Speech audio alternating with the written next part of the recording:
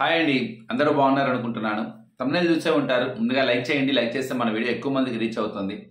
రానే వచ్చింది శనివారం. శనివారం సరిపోదా?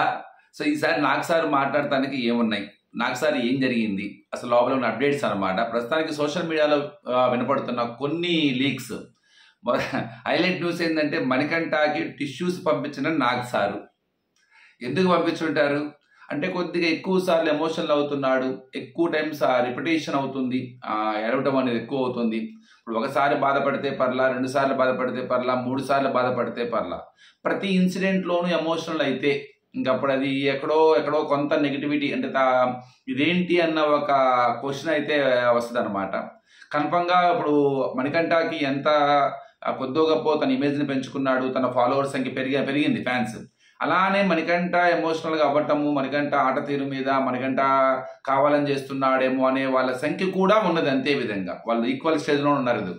కాబట్టి నాగ్ సారు ఇవాళ హౌస్లో కన్ఫర్మ్గా ఏదో నా టిష్యూస్ పంపించారని, చిన్న సైజు క్లాస్ కూడా తీసుకున్నారని, ఇలా ఎందుకు తాపకి నీ మీద నువ్వు నమ్మకం కోల్పోతావు, ఓవర్ థింక్ ఎందుకు చేస్తున్నావు, తాపకి ఎందుకు అసలు ఎమోషనల్ అవుతున్నావు, ఎందుకు వేడుస్తున్నావు నువ్వు అసలు ఏంటి అని దాని మీద ఒక చిన్న ఇదని తను కూడా చాలా బరెస్ట్ అయ్యాడని, అది నాకు అర్థం కావట్లేదు, పంపించేసేయండి అని చెప్పేసి దాకా వెళ్ళిందని కొంత వార్తలు అయితే మనకి సర్క్యులేట్ అవుతూ ఉన్నాయి. ఇందులో వాస్తవం ఉందా లేదా పక్కా అయితే ఫస్ట్ నుంచి మనం చెప్తూనే ఉన్నాం. నాగ్ సారు అంటే ఈ అబ్బాయి మణికంఠ చేస్తుంది 2 తప్పులు. అంటే నాకు ఇక్కడ నాకు డౌట్ ఉంది. ఇప్పుడు మణికంఠ చాలా స్ట్రాంగ్ ప్లేయర్, అనుకున్నంత వీక్ ప్లేయర్ కాదు అసలు. అక్కడ ఉన్న వాళ్ళందరికన్నా స్ట్రాంగ్ ప్లేయర్. అక్కడ ఉన్న వాళ్ళతో తను మాట్లాడుతున్నప్పుడు కూడా ఒక స్ట్రాటజికల్గా అంటే తను ఒక భయం, ఆడటానికి వచ్చాడు, అక్కడ ఎవరిని నమ్మరు.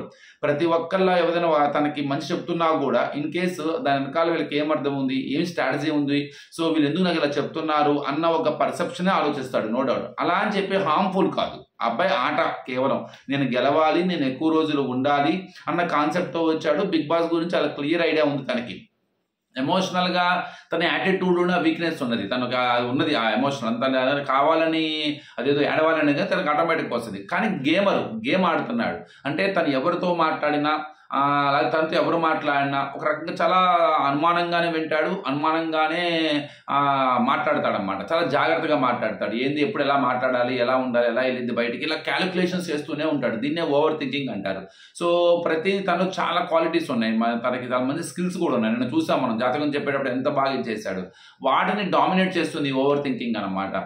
సో కొద్దిగా ఈ ఆట మాయలో పడిపోయి ఎక్కువగా అంటే చాలా మంది తను జెన్యూన్గా ఉంటున్నాడు లేకపోతే రియల్గా ఉంటున్నాడు, తను అదే జెన్యూను రియలా అన్నది పక్కన పెడితే, సో తను ఎమోషనల్గా అయ్యేటప్పుడు మాట చెప్తూ ఉంటాడు అన్నమాట. అంటే నాగ్ సార్ దగ్గర కానీ లేకపోతే అక్కడ ఉన్న ఇష్యూ జరిగినప్పుడు, ఇష్యూ అయిపోయిన తర్వాత తను ఏదైతే మాట్లాడుకోవాలనుకున్నాడో మాట్లాడేసిన తర్వాత దాన్ని మళ్ళీ ఏదన్నా రాంగ్గా ప్రొట్రేట్ అవుతుందేమో అన్న పాయింట్ ఆఫ్ వ్యూలో ఏం చేస్తాడంటే, సో నాకు అర్థం కావట్లేదు, నేను ఇలా ఓవర్ థింకింగ్ చేస్తున్నాను, ఇప్పుడే నేర్చుకుంటున్నాను, నాకు మైండ్కి అది ఎక్కట్లేదు, నేను ఎందుకు చేస్తున్నాను కూడా తెలియట్లేదు అని చెప్తాడు. అది మాత్రం తప్పన్న ఒక చిన్న ఫీలింగ్. కానీ తను తెలిసే చేస్తాడు, తనకు ఆలోచన ఉంటుంది, తనకు ఒక ఇది ఉంటుంది. సో తనకు చాలా క్లియర్గా తను ఏమనుకుంటాడో చేస్తాడు. కానీ దాని తర్వాత దాన్ని అదొక నెగిటివ్గా వెళ్ళిందేమో, అవతల వాళ్ళు ఫీల్ అయ్యారేమో పాపం అన్న ఒక పాయింట్ ఆఫ్ వ్యూలో దాన్ని సపరేట్ చేయడానికి ఆ ఎక్స్ప్లెనేషన్ అప్పుడు తడబడుతున్నాడు. సో ఏంటంటే నాకు తెలియకుండా జరుగుతుంది, నేను ఎందుకు చేస్తానో తెలియట్లేదు, ఎట్లా అది నేను ఇంతే అనే మాటలు మాత్రం ఐ డోంట్ థింక్ సో, అవి కరెక్ట్ అనుకోవట్లేదు అనమాట. ఎమోషనల్గా కొద్దిగా వీకే, నో డౌట్. అందులో తను చాలా వెంటనే ఎక్స్ప్రెసివ్ అవుతాడు, ఏది ఉన్నా సరే టక్ అని చెప్పేస్తాడు, టెన్షన్ పెడతాడు, చాలా ఓవర్ థింక్ చేస్తాడు. సో ఆ పాయింట్ ఆఫ్ వ్యూలో తనకి ఏదన్నా అంటే ఎక్స్ప్రెసివ్ చాలా ఈజీగా తనకి ఏదనిపిస్తే చెప్పేస్తాడు. అన్న తర్వాత వాటిని ఇచ్చేయడానికి ఈ మాటలు ఈ ఫ్లిప్ వర్డ్స్ అనేవి పడతాయి అనమాట. చూద్దాం మరి. కానీ పక్కాగా అయితే మిగతా వాళ్ళతో పోల్చుకుంటే చాలా వరకు ఉన్న వాళ్ళలో one of the strong contestant గా తయారయ్యాడు. అలానే వాళ్ళు కంటెంట్ ఇస్తున్నారు. సో చాలా క్లియర్గా హౌస్లో ఉన్నారు అందరూ కూడా మణికంఠ అంటూ ఆ అబ్బాయికి ఇంకా లేనిపోని కంటెంట్ ఇవ్వడం జరుగుతుంది. మణికంఠ కూడా తనకు వచ్చిన అవకాశాన్ని మాక్సిమం ఎక్కడ పాయింట్ చెప్పే కాడ కానీ నవ్వించే కాడ కానీ కొద్దిగా ప్రూవ్ చేసుకున్నాడు. కానీ అంతా దాన్ని ఎమోషనల్ అనేది బ్లాక్మెయిల్ చేస్తుందో డామినేట్ చేస్తుంది. అదే వాళ్ళు నాకు సార్ నాకు తెలుసు దాని గురించి సీరియస్ క్లాస్ పీక్ ఉండొచ్చు. తాపకి ఏడిస్తే ఆ ఏడుపుకి కన్నీళ్ళకి వాల్యూ ఉండదు, నో డౌట్. కన్నీళ్ళకి విలువ ఉండాలంటే అది ఎప్పుడు పడితే అప్పుడు రాకూడదు. సో అప్పుడు ఆ కన్నీళ్ళకి విలువ ఉండదు, ఆ కన్నీళ్ళని ఎవరు నమ్మరు కూడా.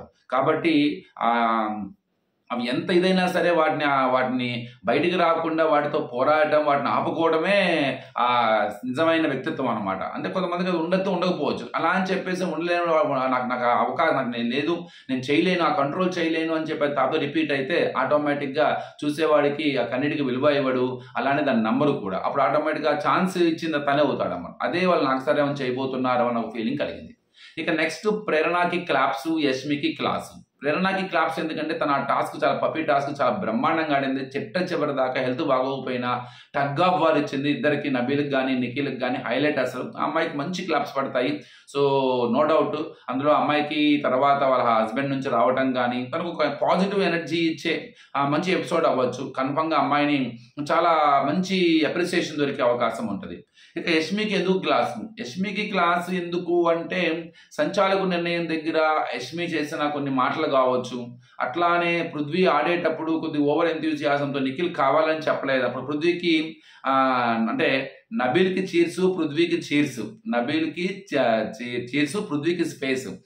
I am space. ఆ స్పేస్ దగ్గర అసలు ఏం జరిగింది అన్నది కన్ఫర్మ్గా కొంత చేసే అవకాశం ఉంటుంది. ఏం జరిగింది అసలు, వాళ్ళిద్దరు ఏం చెప్పారు, వాళ్ళు ఎందుకు చెప్పలేపారు, మీ ఫ్రెండ్స్ సహాయం చేశారా లేదా, లేదు ప్రేరణ కరెక్ట్గానే చేసిందా, లేదు యష్మి అనుకుంటున్నట్టుగా యష్మి అంది కదా ఆ రోజు ఏమైంది, కొద్దిగా హెల్ప్ చేస్తే ఏమైంది అని చెప్పేసి ప్రేరణ గురించి చాలా రకాలుగా చేయటం.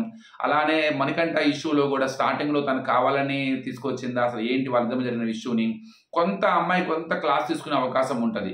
కారణం ఏంటంటే తను ఒకసారి నాసారి ఉన్నారు, మనం ఎంత బాగా చెప్తున్నాం చూడు, మంచిగా చెప్పమ్మా, ఇట్లా ఎందుకు అరిచేటప్పుడు ఎక్స్ప్రెషన్స్ అలా పెద్ద ఇలా చేస్తామని. సేమ్ ఆ టైప్ ఆఫ్ యాటిట్యూడ్ రానికుండా ఉంచుకో. అది ఎక్కువగా కనపడుతుంది అండి, అది ఫోకస్ చేస్తుంది, అది బయటికి ప్రొట్రేట్ అవుతుంది అన్న విషయాన్ని కొద్దిగా ఇండైరెక్ట్ గా చెప్తారేమో ఒక ఫీల్ నాకు కలిగింది. చిన్న క్లాస్ అయితే పడే అవకాశం ఉంది. మణికంఠ మీద తను చేసిన కొద్దిగా బిహేవియర్ అనేది కొంత అదొకటి. అట్లానే ఆ రోజు ప్రేరణ విషయంలో కూడా నన్ను సంచాలకుడిగా చేసిన తర్వాత అమ్మాయి బాధపడటం, తర్వాత ఇష్యూ చేయడం, చాలా గందరగోళం చేయటం, అది అలానే పృథ్వీకి మధ్యలో అమ్మాయికి జరిగిన ఎమోషన్ బాండింగ్ కానీ అసలు ఆ రోజు ఏమైంది, పృథ్వీ కంపల్సరీగా స్పేస్కి సంబంధించిన వీడియో అప్పుడు ఎవరెవరు ఏం చెప్పారా లేదా, ప్రేరణ కరెక్ట్ నీకు చెప్పిందా లేదా, నీకు ఫ్రెండ్స్ సహాయం చేశారా లేదా, అలా నబీల్కి ముందుగానే రూల్ బుక్లో చదివి కిరాక్ సీత ఎలా ఎక్స్ప్లెయిన్ చేసింది ఇట్లా. కానీ కన్ఫర్మ్గా పృథ్వీకి అప్రిసియేషన్ ఉంటుంది, నో డౌట్ అందులో. అలానే నబీల్కి కన్ఫర్మ్గా అంతకుముందు ఆట ఆడింది కానీ దీనికి కానీ చీర్స్, తుఫాన్ ఎదుర్కోవడానికి చీఫ్ నాయకుడు అయ్యాడు కాబట్టి కంగ్రాట్స్ చెప్పడం జరుగుతుంది.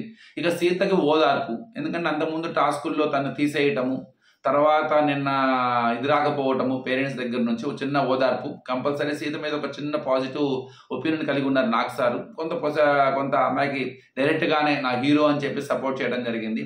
అక్కడి నుంచి చిన్న ఓదార్పు ఇవ్వడమే కాదు, అమ్మాయికి మెసేజ్ కూడా పంపించే అవకాశం అయితే క్లియర్గా కనపడుతుంది మనకి.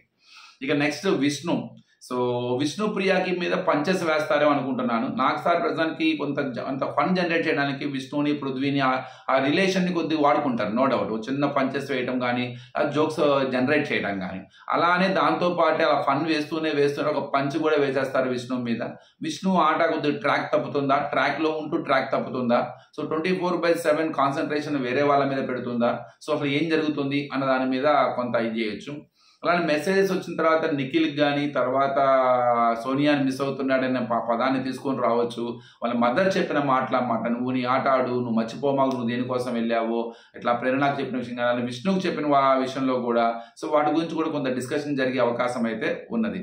ఇక నెక్స్ట్ మొత్తం టోటల్గా ఓవరాల్గా నెక్స్ట్ వైల్డ్ కార్డ్ అంటే మన ఈయన ఓమాదిత్య గారి ఎలిమినేషన్ గురించి ఆ రోజు ఎవరెవరు ఏం చేశారు దాని గురించి కూడా వచ్చిన ఆ రోజు స్టేజ్ మీద తీసుకురావడం, ఓమాదిత్య గారికి పక్కాగా ఆయన గురించి మాట్లాడటం, జర్నీ చూపించడం కానీ, ఓమాదిత్య గారు ఏమనుకుంటున్నారు అన్న దాని పాయింట్ ఆఫ్ వ్యూలో కూడా కొంత రియల్గా చెప్పే అవకాశం ఉంటుంది. అది ఎలిమినేషనా సీక్రెట్ రూమ్లో ఇంకా పెట్టారా అని కొంత డౌట్ ఉంది. మ్యాక్సిమం ఎలిమినేషన్ అవ్వచ్చు. ఇక తర్వాత నెక్స్ట్ ఎలిమినేషన్ వచ్చేసరికి నైనికా అవుతుందని అనుకుంటున్నాం మనము. ఏం జరగబోతుందో చూడాలి. సండే ఇటు వైల్డ్ కార్డ్ ఎంట్రీస్ వచ్చేస్తున్నారు కాబట్టి సో ఈ ఎలిమినేషన్ డబుల్ ఎలిమినేషన్ చేస్తారా, లేదు ఒక ఎలిమినేషన్ ఆపేస్తారా, లేదు ఒక వ్యక్తిని సీక్రెట్ రూమ్లో ఉంచుతారా. ఆల్మోస్ట్ ఎలిమినేషన్కే అని ఒక వార్తలు అయితే వచ్చేస్తున్నాయి. ఇంకేదైనా బెనిఫిట్ డౌట్ కింద ఏం జరుగుద్దా అని ఒక చిన్న ఆలోచన అయితే ఉన్నది జనాలకి. సో ఏదైనా సో అంటే ఇవాళ సాటర్డే ఎపిసోడ్ని చాలా ఫాస్ట్గా లాగేస్తారు. ఇక రేపు వైల్డ్ కార్డ్ ఎంట్రీస్తో మంచి ఈవెంట్ జరగబోతుంది కాబట్టి ఇక ఫుల్ ఫ్లెడ్జ్గా మనకి ఒక మంచి ఫుల్ మిల్స్ లాంటిది ఉండే అవకాశం అయితే ఉన్నది. సో ఉన్న వాళ్ళల్లో ప్రస్తుతానికైతే వీళ్ళని సెట్ చేసి పెట్టారు. వీళ్ళకి అంటే వైల్డ్ కార్డ్ అనేసి రావటం మూలంగా ఇప్పుడు వీళ్ళు ఎవరైతే ఉన్నారో కొన్ని వీక్స్ పాటు కన్ఫర్మ్గా వీళ్ళు మనకి అంటే కంటెంట్కి దూరం అవుతారు. ఎందుకంటే వచ్చిన వాళ్ళ మీద బజ్ ఉంటుంది, ఆడియన్స్ కూడా వాళ్ళని చూస్తాడు. ఆట చూసి వెళ్ళారు కాబట్టి వీళ్ళు లోపల ఎలా రియాక్ట్ అవుతున్నారు, వాళ్ళ స్టెప్స్ ఎలా ఉన్నాయి, అది పాజిటివా నెగిటివా. ఎందుకంటే ఆట చూసి లోపలికి వెళ్ళి వాళ్ళకు స్ట్రాటజికల్గా ఆడుతూ ఉంటే ఆడియన్కి అర్థమైపోద్ది వీళ్ళు ఆట చూసి వెళ్ళి షో చేస్తున్నారా అని. అట్లానే వాళ్ళు ఏం చేస్తున్నారు, ఏం చెప్తున్నారు, వీళ్ళకి ఏం అర్థమవుతుంది, అసలు వీళ్ళ మధ్య ఎలా ఉంటుంది అనే దాన్ని కొన్ని వారాలు కన్ఫర్మ్గా ఒక 2 వీక్స్ కన్ఫర్మ్గా ఆడియన్స్ కొత్త వాళ్ళకి అట్రాక్ట్ అవుతాడు. ఈ లోపల వీళ్ళ కంటెంట్ అనేది ఆగిపోతుంది. అది వీళ్ళు చాలా జాగ్రత్తగా వేయాల్సిన స్టెప్. ఎందుకంటే కొత్త వాళ్ళు వచ్చినప్పుడు ఆటోమేటిక్గా న్యాచురల్గా ఆడియన్స్ అటువైపు వెళ్తుంది, అప్పుడు వీళ్ళు కనపడరు. అది చాలా ప్రమాదం. అలా కాకుండా వచ్చిన వాళ్ళతో వాళ్ళు ఎంత కంటెంట్ ఇస్తున్నా అంటే వాళ్ళకి ఉన్న ఒక పాజిటివ్ అడ్వాంటేజ్ ఉన్నా కూడా వీళ్ళు కన్ఫర్మ్గా స్పేస్ క్రియేట్ చేసుకోవాలి. ఆ స్పేస్లో వీళ్ళని ఇరిగించుకోవాలి, వీళ్ళు కంటెంట్ క్రియేట్ చేయాలి. అప్పుడే ఆడియన్స్ వీళ్ళకి కనెక్ట్ అవుతాడు. ఎందుకంటే ఇప్పుడు ప్రస్తుతానికి షో బజ్ ఇంకా క్రియేట్ అవ్వాలి. అంటే చాలా పెద్దగా ఎక్కువ మంది మోతాదు, ఎక్కువ మంది లార్జ్ క్వాంటిటీలో ఆడియన్స్ చూస్తలేదు కాబట్టి ఇప్పుడు కొత్తగా వచ్చారు కాబట్టి అలానే కొంతమంది చూస్తూ ఉన్నా కూడా ఈ ఉన్న కంటెస్టెంట్స్ మీద ఒక పాజిటివ్ ఒపీనియన్ కలగని వాళ్ళు కూడా ఉన్నారు చాలా మంది. వీళ్ళు అప్ టు ద మార్క్ కాదు, ఇంకా డల్గా వెళ్తుంది, వీళ్ళంతా బాగా ఉన్న వాళ్ళు ఎవరు లేరు అన్న ఒక ఫీల్ ఉంది. కాబట్టి ఆటోమేటిక్గా అలాంటి వాళ్ళందరూ అటువైపు షిఫ్ట్ అవుతారు. అటువైపు షిఫ్ట్ అయినప్పుడు కొంత వాళ్ళకి పాజిటివ్ ఇది ఉంటుందమ్మా, ఎడ్జ్ ఉంటుంది. అలానే వాళ్ళకి చాలా టైం కూడా ఉంది. అంటే వాళ్ళకి నెగిటివ్ ఉంటుంది, వాళ్ళు కన్ఫర్మ్గా ఎలా బయట ఆట చూసి వెళ్ళారు కాబట్టి వాళ్ళ మీద ఒక నెగిటివ్ ఒపీనియన్ కలిగే ఉండరు ఆడియన్స్. కానీ వాళ్ళకి ప్రూవ్ చేసుకునే అవకాశం ఉందన్నమాట. సో ఈ క్లాన్లో ఇప్పుడు అందరు కలిసి ఆడతారు కాబట్టి కలిసి ఆడుతున్నా కూడా వీళ్ళలో ఒక ఇది ఉంటుంది, నేను కనపడాలి, నాకు పేరు రావాలి, నేను ముందుండాలనే ఒక అందరికీ ఉంది. ఒక యూనిటీ అన్నది అంత ఈజీగా అప్పుడే రాదు.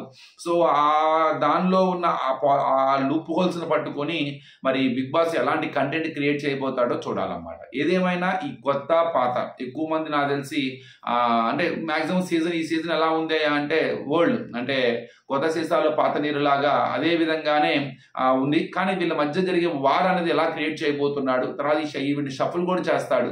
ఈ షఫుల్ చేసి కొంత బజ్ క్రియేట్ చేయగలుగుతాడు. అలానే కొద్దిగా ఎక్కువ మంది ఫ్యాన్స్ ఉన్న వాళ్ళని కనుక తీసుకొని వస్తే కొద్దిగా టీఆర్పీస్ పెరుగుతూ ఉంటాయి, ఓటింగ్ పర్సంటేజ్ పెరుగుతూ ఉంటుంది అన్నమాట. ఇప్పుడు బిగ్ బాస్ చేస్తుంది అదే. ఇప్పుడున్న కంటెస్టెంట్స్ ఎవరైతే ఉన్నారో వాళ్ళలో తక్కువ అంటే వెల్ నోన్ పర్సనాలిటీస్ తక్కువ, కొద్దో గొప్ప నిఖిల్ తప్ప, అది కూడా కిలాడి గర్ల్స్, క్రాక్ బాయ్స్ అనే షోలోనే నాకు కొంత ఐడియా ఉంది. అలాంటి వాళ్ళు చాలా మంది ఉంటారు, కొంతమంది సీరియస్ టచ్లో ఉండుంటారు. కానీ ఎక్కువ మందికి చాలా మందికి మనకి ఐడియా లేదు వాళ్ళ గురించి. అంటే వాళ్ళు ఫ్యాన్ బేస్ అన్నది ఎక్కువ మంది పబ్లిక్ పర్సనాలిటీస్ అయినా కూడా ఎక్కువ మందికి తెలిసిన పర్సనాలిటీస్ కాదు. కాబట్టి ఇప్పుడు వచ్చే వాళ్ళు ఎక్కువ మంది అలా కనుక ఉంటే ఆల్రెడీగా ఒక సీజన్లో ఉన్నారు కాబట్టి ఇప్పుడు కొంత టీఆర్పీస్ పెరిగే అవకాశం ఉంటుంది, ఓటింగ్ పర్సంటేజ్ పెంచే అవకాశం ఉంటుంది. ఇదే బిగ్ బాస్ చేస్తున్న ప్రయత్నం. దానికి తగ్గట్టుగానే కనుక వీళ్ళు మంచి క్లాషెస్ పెట్టే రీసౌండ్ వచ్చే టాస్క్లు పెట్టేసి ఒక మంచి కంటెంట్ని క్రియేట్ చేయగలిగితే ఆటోమేటిక్గా అలర్ట్ అనేది ఆడియన్స్ని అట్రాక్ట్ చేస్తుంది. ఇదే బీబీ ప్లాన్.